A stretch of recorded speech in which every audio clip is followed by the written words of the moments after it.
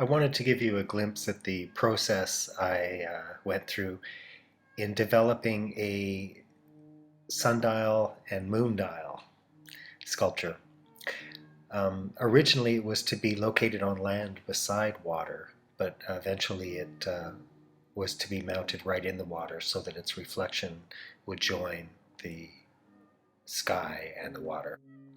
I began by looking at a number of different sundial designs and thinking how I could use a pedestal mount and how that mount would hold the sculpture. In addition to being a sun and moon dial, I wanted a feeling of ascension to the piece. Ideally, it would have a reflection matching the skyward motion. Sundials can be used in landscaping by creating a whole hill, which in fact is a sundial. I like the idea, however, of a monopod sort of reaching into the sky and reflecting in the water so that there's a duality. Of all of them, I tend to like this one, so I decided to put this on the top of the sculpture. Again, recording sun and moonlight and using Fibonacci curves to proportion the sculpture itself. So this can be a moon dial or a sundial or both, and the marker stones could be put annually or semi-annually, marking certain events and positioned at that time. So some sort of genome reaching upward is where I think I'm at. Although I see the potential of this including water in some way. So I'm going to see what I come up with. The Fibonacci curve is being used in all the proportions of what I'm making.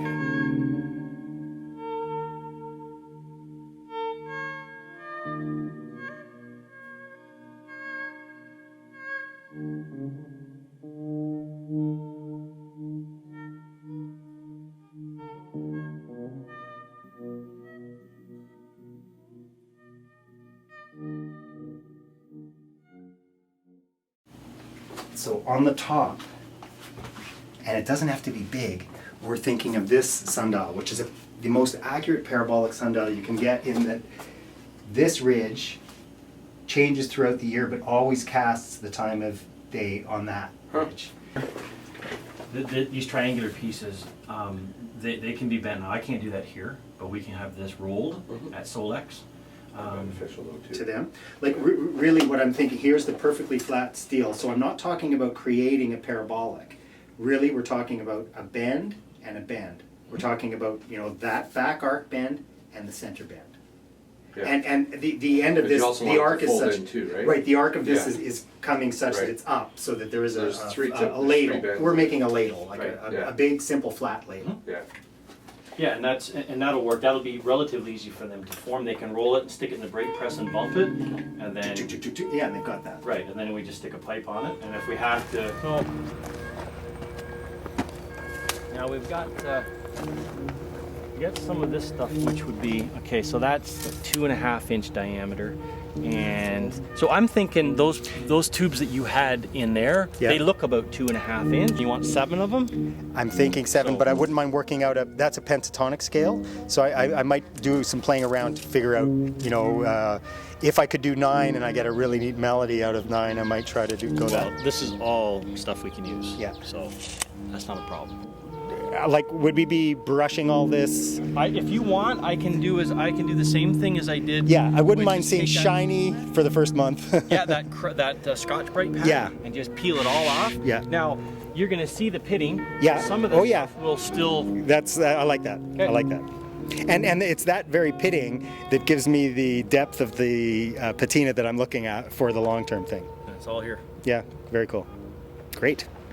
I'm looking for a shape that has this feeling of capturing water. So I then thought that the whole idea that we're going to be working with water, that water's intention, I think I might have covered this when we were talking, that water's intention can be a big part of it. So I thought that whatever the design is here collecting, one option is to go for a spiral. Let's say it's a clockwise spiral of the north, and then there's a little drainage right in the center. which somehow catches into a counterclockwise spiral, so that the water is spinning both ways, so that the whole hemisphere is kind of a way of stylizing either a tree of life or some sort of funneling down. But the more I saw, I'm just not too sure about having graphics on the whole thing, because I kind of wanted to, in my earliest incarnation, it was more like, let me just get to the feather, or I'll be sure.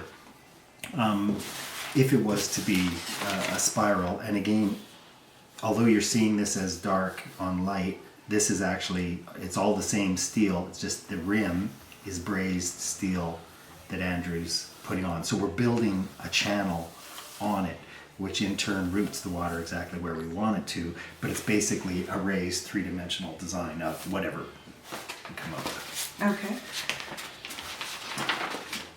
So I started to see it as, at this point, I realized that I don't really want to complicate it with that little person down there. It's a neat idea, but it's started to really, just researching water. This is an early, it's on Newgrange is one of the Celtic places where this is carved in stone. And it represents the sacred trinity of so many different, Catholics believe but there's trinity in so many things. And traditional people, the Andean people, look at, there's one, as soon as the one is strong, the other one's raised this, and there's the drain. So the water still, comes down into the center, but covering the thing. So one is bringing the intention of both the southern and northern hemisphere to the water flow. The other one is just saying water in this sacred way. So I like one of those. That. Now, as I say, I really want it to look graceful. So what I did as soon as I came home, I built a basic sort of little rough model of, okay, this is kind of what I want. So how do I want this curve? Initially, I was talking about a compound curve that is a curve in the steel this way and a curve in the steel this way. I no longer think we have to do that. We can simplify that whole thing just with a simple curve. But I made this again just to start looking at it from different angles. It looks too much like a shooting weapon kind of with all these barrels. I don't want it to look like that. I don't want it to look, I want it to be more graceful. So in doing that, I came up with this sort of, so this is from behind. So your pond is out there. Yeah. We're now here's the Andean wall. Yeah. And so we're in your garden looking at it. So the instruments, these sort of panpipe things, are now tapered, so they no longer have this sort of gun feel, these torpedo-y sort of like that. I want to sort of get away from that, but still have these tubes. Then I'm trying to think of configuration. So I'm using here is 4.5-inch piping that you've got in the back, and these are 2-inch. Okay. You can see it's starting to look really like a neat sort of graceful shape. Yeah, it looks nice.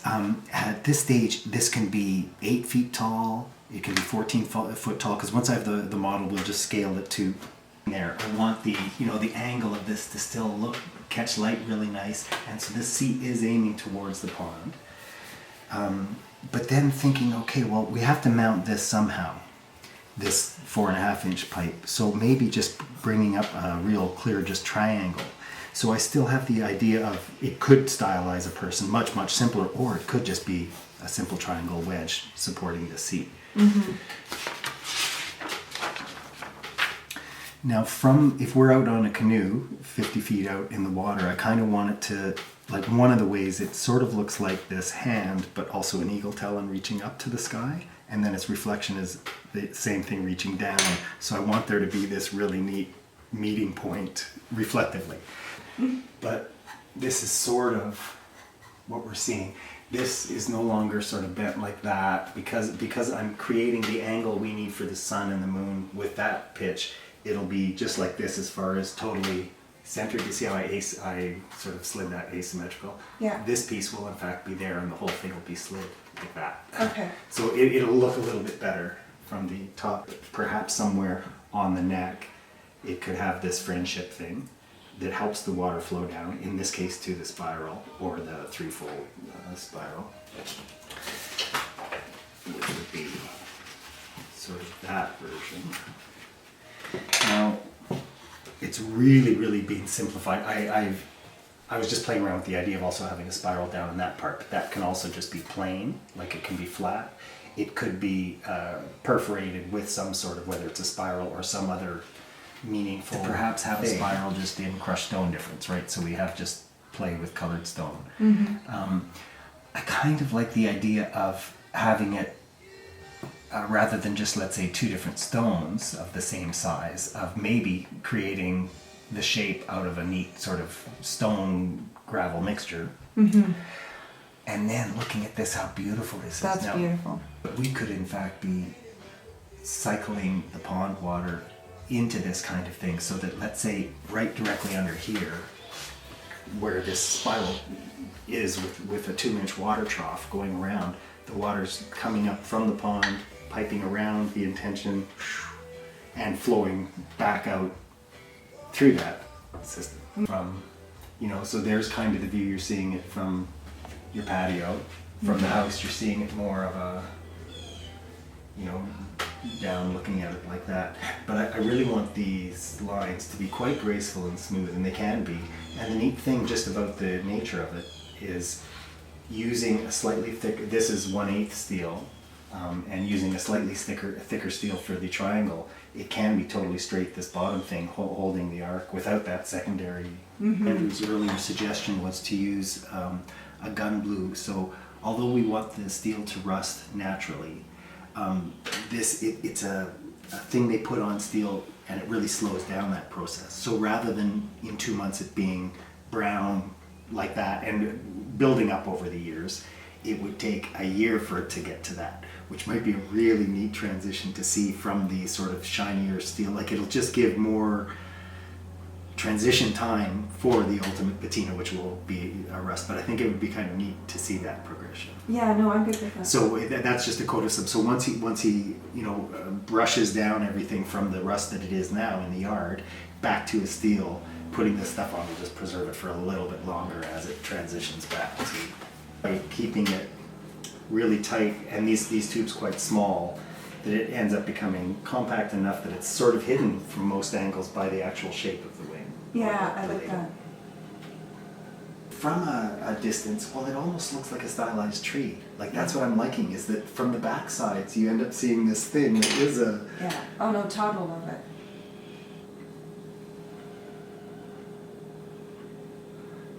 It was quite helpful, like, just bringing it to this stage, because, again, by me really looking at it from different angles, that's how I'll tweak out its grace. Ultimately that kind of smooth lines, so that we really...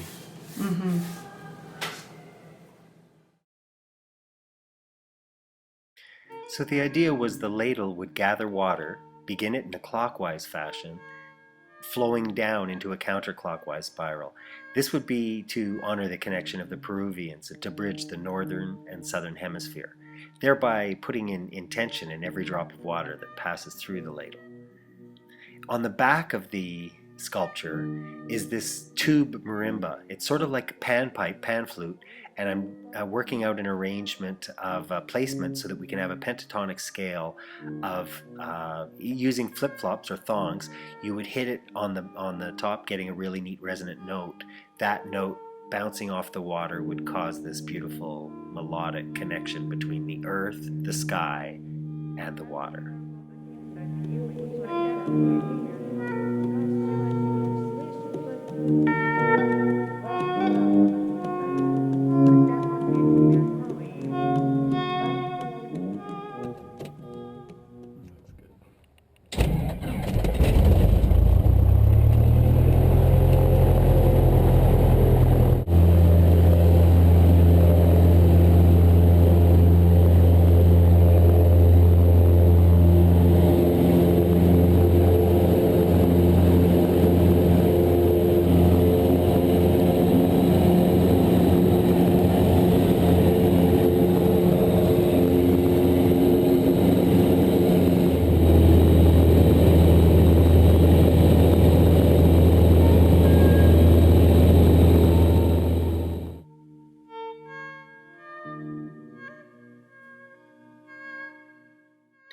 In order to get a full idea of how the piece would look in the landscape, I enlisted the help of a friend to take me above.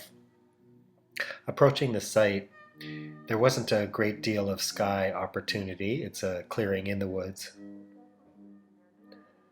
But the pond itself and the positioning of the sculpture in the water would allow its reflectability as one walked around the pond. It'd be located between the dock and the house.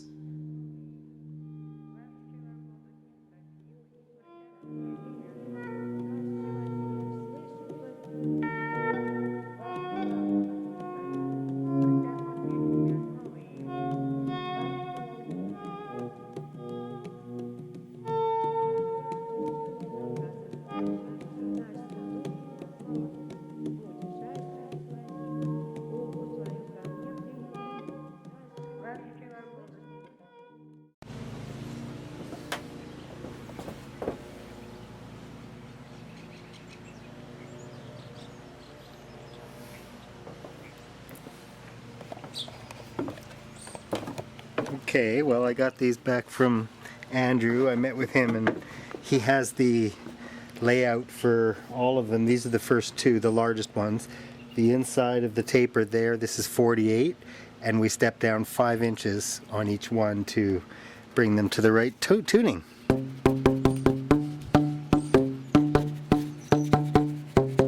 Now I've got a softer mallet that gives us a better volume that I'll be using. In the end, I ended up buying a whole bunch of thongs to be able to illustrate and have them have lots of different drumsticks to play with. So the burnished edge, as you can see, is just brushed and it's pitted. It's got a really nice patina. And there are still 7 more of these to come. Glad I got these ones. I'm making the collar tonight that'll bind these to the structure.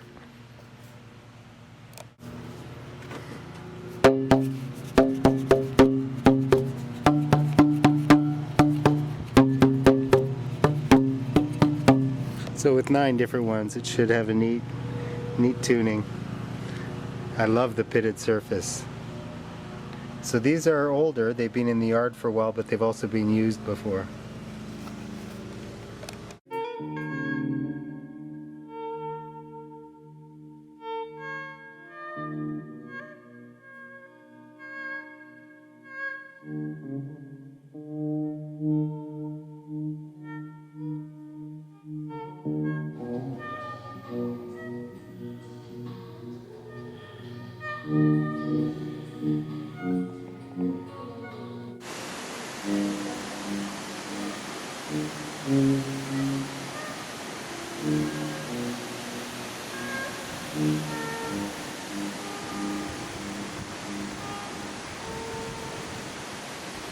So this is the medicine wheel that we built at the mill. There's the gallery. And the waterfall's right there. The idea is to connect the kiva and the medicine wheel and the sculpture, which is due that way.